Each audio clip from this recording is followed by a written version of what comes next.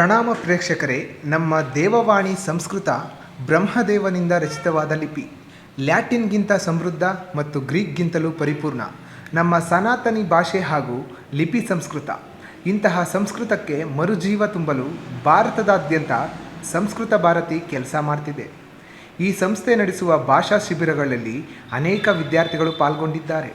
ಈ ತನಕ ಒಟ್ಟು ಸುಮಾರು 2.9 ಮಿಲಿಯನ್ ಭಾಷಾಪ್ರಿಯರು ಇದರ ಶಿಬಿರಗಳಲ್ಲಿ ಪಾಲ್ಗೊಂಡಿದ್ದಾರೆ. ಭಾಷಾ ಭಾರತಿ ಅಂದರೆ ಈ ಸಂಸ್ಕೃತ ಭಾರತಿ ಲಾಭರಹಿತ ಸೇವಾ ಸಂಸ್ಥೆಯಾಗಿದೆ. ಈ ಸಂಘಟನೆ ಕರ್ನಾಟಕದ ನಾನಾ ಜಿಲ್ಲೆಗಳಲ್ಲಿ ಕೆಲಸ ಮಾಡ್ತಿದೆ. ಅದರಂತೆ ಕೊಪ್ಪಳದಲ್ಲೂ ಇದು ತನ್ನ ಸೇವೆಯಲ್ಲಿ ನಿರತ. ಗಿಡವಾಗಿ ಬಗ್ಗದ್ದು ಮರವಾಗಿ ಬಗ್ಗಿತೆ ಎಂಬ ನುಡಿಮಾತಿನಂತೆ ಮನುಷ್ಯ ಮಗುವಾಗಿರುವಾಗಲೇ ಕಲಿಯುವುದನ್ನು ಕಲಿತರೆ ಜ್ಞಾನದ ಅರಿವು ಸಮೃದ್ಧವಾಗಿ ಲಭಿಸಲು ಸಾಧ್ಯವೆಂದು ಹಿರಿಯರು ಹೇಳುತ್ತಾರೆ. ಈ ಮಾತು ಪ್ರಸ್ತುತ ಎಂಬಂತೆ ಸಂಸ್ಕೃತ ಭಾರತಿ ಕೊಪ್ಪಳ ಜಿಲ್ಲಾ ಕೇಂದ್ರದ ಸಂಚಾಲಕ ಗುರುನಾಥ್ ಪೂಜಾರ್ ಸಂಸ್ಕೃತ ಭಾರತಿ ನೆಲೆಯಿಂದ ಕೊಪ್ಪಳದ ಪರಿಸರದಲ್ಲಿ ಸಂಸ್ಕೃತ ಬಿತ್ತುತ್ತಿದ್ದಾರೆ. ಇದೇ ವೇಳೆ ಇಲ್ಲಿಯ ಮಿಲೇನಿಯಂ ಪಬ್ಲಿಕ್ ಶಾಲೆ, ಜ್ಞಾನವಾಹಿನಿ ಶಾಲೆ, ರಾಧಾಕೃಷ್ಣ ಶಾಲೆಗಳಲ್ಲಿ ಸಂಸ್ಕೃತ ಪಾಠಕ್ಕೆ ಸಮಯ ಒದಗಿಸಲು ಮನವಿ ಮಾಡಿಕೊಂಡಿದ್ದರು. ವಿನಂತಿ ಮಾಡಿಕೊಂಡು 2 ವರ್ಷ ಕಳೆದರೂ ಗುರುನಾಥರ ಪ್ರಯತ್ನ ಫಲಿಸಲಿಲ್ಲ. ಹರಿ ಓಂ. ಶುಭ ಸಾಯಂ. ಜಯತು ವದತು ಸಂಸ್ಕೃತಂ ಜಯತು ಭಾರತಂ. ಅಹಂ ಸಂಸ್ಕೃತ ಕಾರ್ಯಕರ್ತ ಅಸ್ಮಿ. ಈ ಕೊಪ್ಪಳ ಜಿಲ್ಲೆಯಲ್ಲಿ ಸಂಸ್ಕೃತ ಕಲಿಸಬೇಕಂತ ನಾವು ಸಂಸ್ಕೃತ ಕಾರ್ಯಕರ್ತರಿದ್ದು ಎಲ್ಲ ಶಾಲೆಗೂ ನಾವು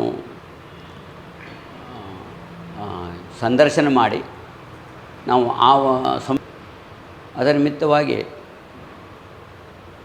ನಾವು ಎಲ್ಲ ಶಾಲೆಗೆ ಸಂದರ್ಶನ ಮಾಡಿದಾಗ ಕೆಲವೊಂದು ಶಾಲೆಗಳಲ್ಲಿ ಅದನ್ನು ನೋಡಿ ಹೇಳ್ತೀವಿ ಅಂಥೇಳಿ ನಾವು ಆಗ್ತದೆ ರೀ.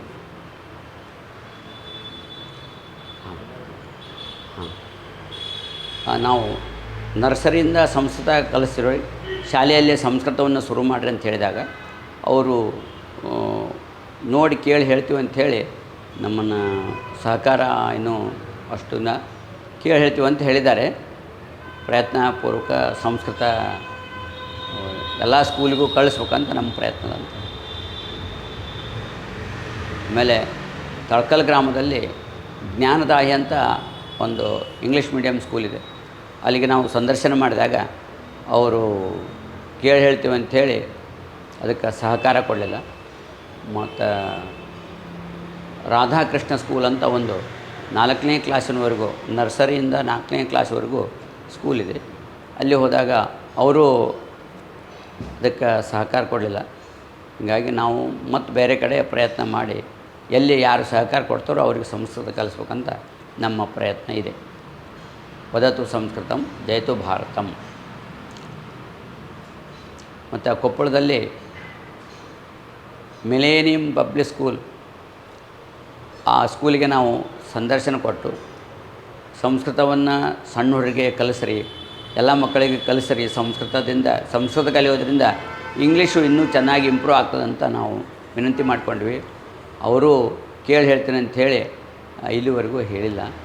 ಮತ್ತು ಅದಕ್ಕೋಸ್ಕರ ಅವರು ಮುಂದಾದರೂ ನಮ್ಮನ್ನು ಸಂಸ್ಕೃತ ಬೇಗ ಅವ್ರು ಶುರು ಮಾಡಲಿ ಎಲ್ಲರೂ ಅಂಥೇಳಿ ನಮ್ಮ ಒಂದು ವಿನಂತಿ.